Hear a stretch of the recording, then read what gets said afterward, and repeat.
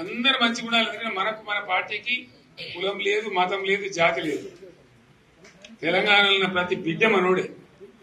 వాళ్ళు ఏ మతం ఉన్నారు, ఏ కులం ఉన్నారు మనకు అవసరం లేదు. ఈ తెలంగాణ బార్డర్ గీత లోపల బిడ్డలు అందరు మనోళ్ళే, అందరు బాగుపడాల్సిందే. ప్రతి ఒక్కరికి న్యాయం జరగాల్సిందే. ఆ న్యాయం జరిగి ఆ ఫలితాలు తెలంగాణకు వచ్చేదాకా ఇంకెవ్వడు కొట్లాడాడు, ఎవరితో కాదు. అది అబద్ధాల పంచాంగం. మళ్ళా మనమే కొట్లాడాలి. అంతేనా? పక్క మాటేనా ఇది? కొట్లాడదాం కదా. ప్రాణం పోయినా సరే తెలంగాణకు రక్షకులు మనమే. తెగించి కొట్లాడాల్సిందే. తెలంగాణ హక్కులను కొట్లాడాల్సిందే. మనమే కొట్లాడి తీరాల్సిందే అన్న రెండవ మాట లేదు. కాబట్టి దయచేసి అవసరమైన సందర్భంలో మీ జిల్లా నాయకులు పిలిపిస్తారు, రాష్ట్రం నుంచి నేను కూడా పిలిపిస్తాను.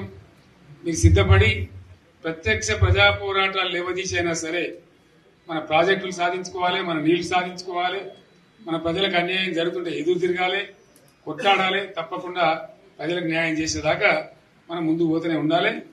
తెలంగాణ కోసమే బయలుదేరిన జెండా గులాబీ జెండా. తెలంగాణను సాధించింది గులాబీ జెండా. తెలంగాణను మంచిగా చేసి లైన్లో పెట్టింది గులాబీ జెండా.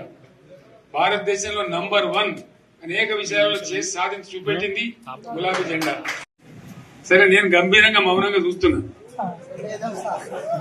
నేను కొడితే వట్టి కొట్టు నాకు అలవాట్లేదు కదా. చూద్దాము.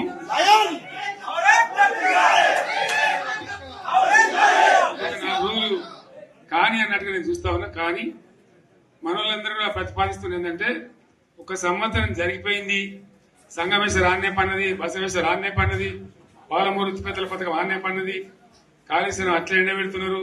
ఇవన్నీ అన్యాయాలని. కాబట్టి ఫిబ్రవరి నెలాఖరులో ఒక పెద్ద బహిరంగ సభ పెట్టాలి, ఇలా కథ చూడాలి జరుగుతూ ఉంది.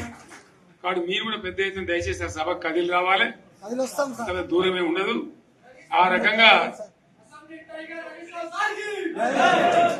తెలంగాణ శక్తి ఏందో మరొకసారి చూపించి వీళ్ళ మెడలు వంచి ఇప్పుడు సాధించాలి. భవిష్యత్తు కోసం కూడా కొట్టాడకు మనం సిద్ధంగా ఉండాలని తెలియజేసుకుంటూ, పరమేశ్వర్ గారికి అంతటి లోకమంత్రం ఇది. కోటి రూపాయల భూమి ఇప్పుడు 50 లక్షలు కట్టుకోలేదు.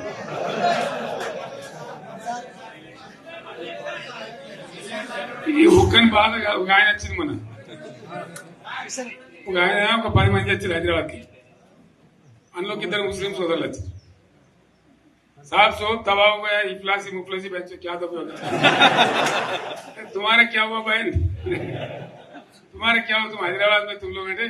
मेरा कारोबार है साहब, मेरा छोटा मोटा कारोबार है, होटल भी है, 70% गिर गया। हर कोई पूछ रहे, हर कोई केसीआर को याद कर रहा है सामान. వాళ్ళు మాట్లాడుతున్నారు. ఎక్కడ ప్రతి ఒక్కరు భూముల ధరలు పోయినాయి, మన్ను పోయినాయి, మసాలా అన్ని పోయినాయి. ఇంత మంచిగా 4 ఎకరాల రైతు నేను 4 కోట్ల ఆశామని అనుకుంటుండే. అంత ధీమా ఉంది. ఎంత బాగుంది. హైదరాబాద్ నుంచి అడిగితే కూడా వచ్చి మనం ఇయ్యకపోతాం భూములు, డిమాండ్ పెరగానని. అంత బ్రహ్మాండంగా మారుమూల ప్రాంతంలో కూడా 40 లక్షలు 50 లక్షలు ఎకరానికి ఉండే. అటువంటిది సగానికి సగం పడిపోయి మొత్తం నాశనం చేసింది.